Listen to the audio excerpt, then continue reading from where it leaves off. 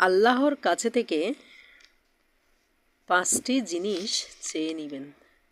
Number 1, মৃত্যুটা যেন নামাজে হয়। নাম্বার 2, দিনটা যেন শুক্রবার হয়। নাম্বার 3, মাসটা যেন রমজান মাস হয়।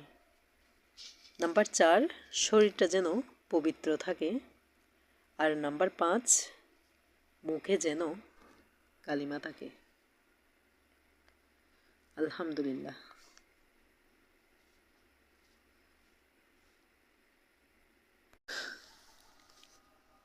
মানুষ সারা জীবন সবচেয়ে যে বোঝাটা বহন করে তার নাম হচ্ছে স্মৃতি। আর দুশ্চিন্তা শুধু পেয়ে নয়, কিছু হারিয়েও আলহামদুলিল্লাহ বলা উচিত। কারণ আল্লাহর সকল সিদ্ধান্তই মঙ্গলজনক।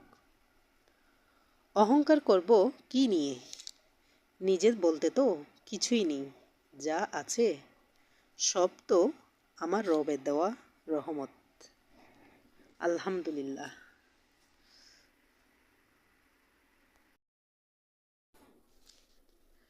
কাউকে কখনোই বুঝতে দিবেন না আপনি অনেক কষ্টে আছেন।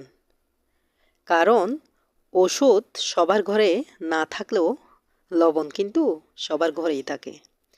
তারা আপনার কাটাঘাতে লবণ ছিটিয়ে দিবে। তাই যতই কষ্টে থাকেন না কেন, সবার সামনে সবসময় হাসিখুশিভাবে চলবেন।